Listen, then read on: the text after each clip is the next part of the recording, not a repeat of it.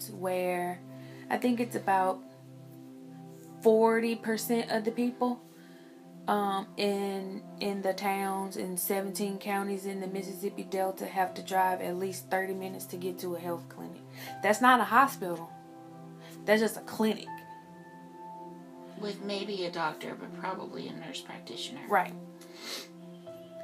And then you start talking about how are you going to get to the doctor? Because everybody doesn't have a car. And everybody doesn't have a car because everybody doesn't have jobs. And these aren't necessarily people who don't want to work. There are no places to work. Like, there's no industry. There's no, like the, right, where weight is concerned. Like, you don't, like nobody cares if you wear, whatever, 16. Like, but even within Black culture, what is most acceptable is if your overweight is curvy in the places that people deem acceptable. So it's like as long as your waist is smaller than your bust line or your hips, then it's cool. So it's just like, no, she not fat, she thick. Sometimes I say fat. Sometimes I say overweight. And to me, overweight is like over what like some arbitrary charts and stuff would say would be ideal, right? So larger than that.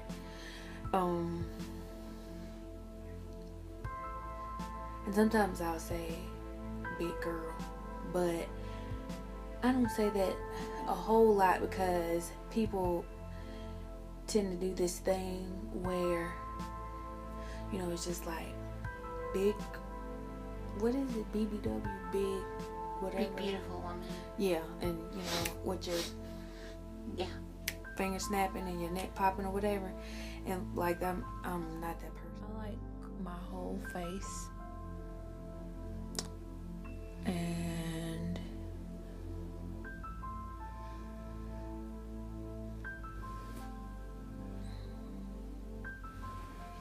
I like my legs. Well, I used to really like my legs. Now they're just fine.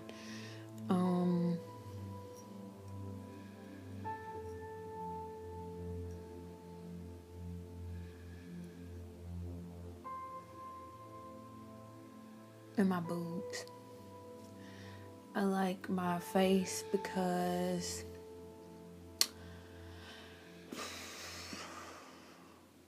I think it's a nice face. I think it's pretty. I mean, I don't always feel pretty, but I think the face is pretty.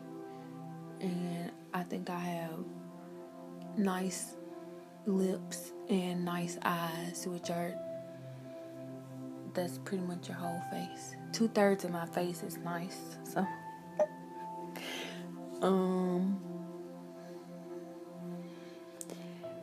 And I think I don't have to hide my face. I think sometimes people have to like have a little more hair or something like that to, just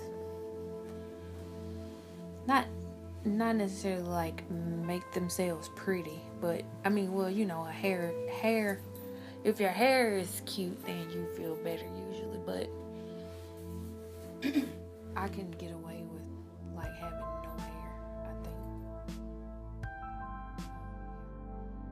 This, for a few reasons, I've thought about this before. This kind of thing before.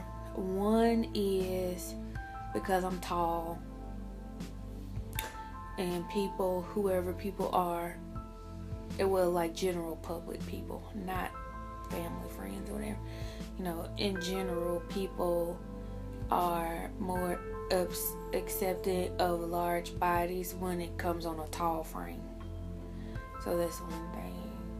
The other thing is that I am like really into clothes and stuff. And so I think sometimes people will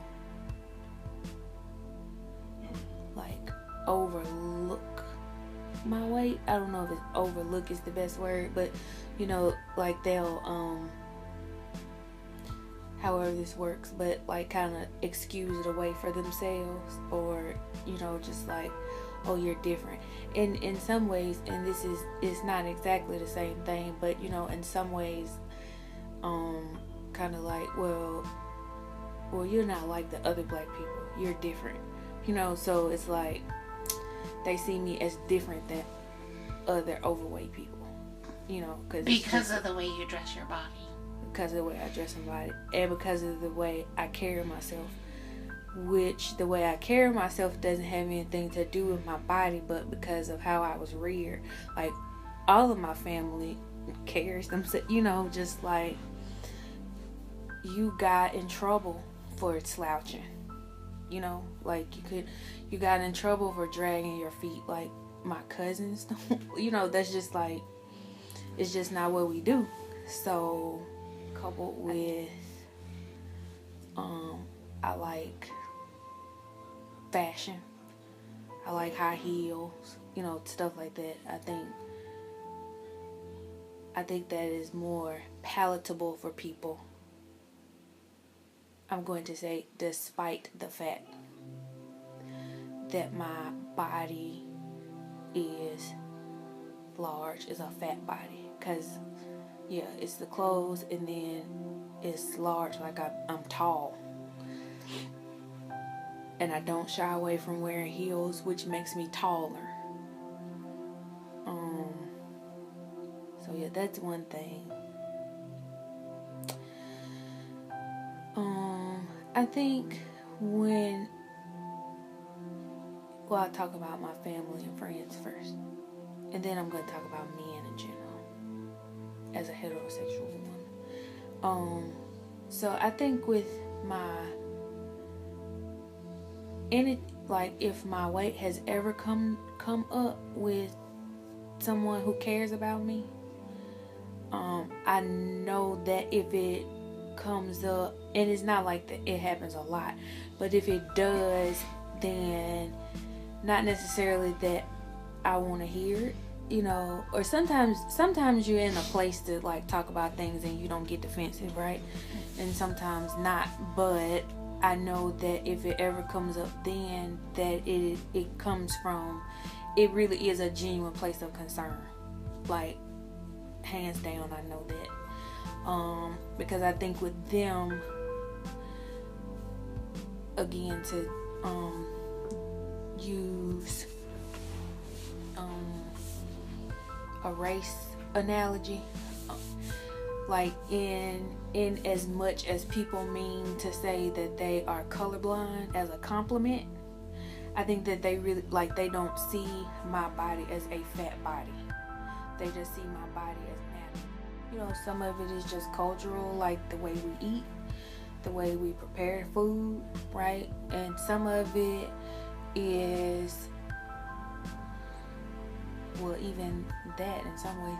And then other parts of it is even more directly tied to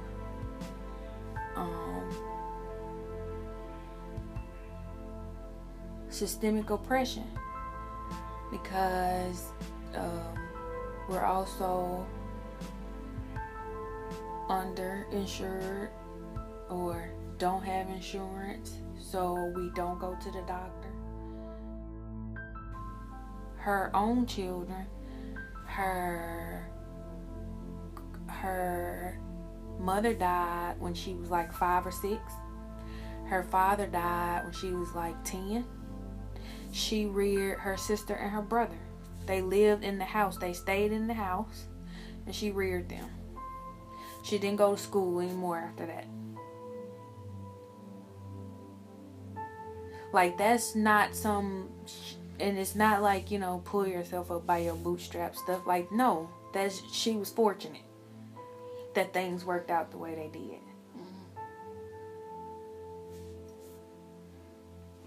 But anyway, I'm fat, but I think I'm cute.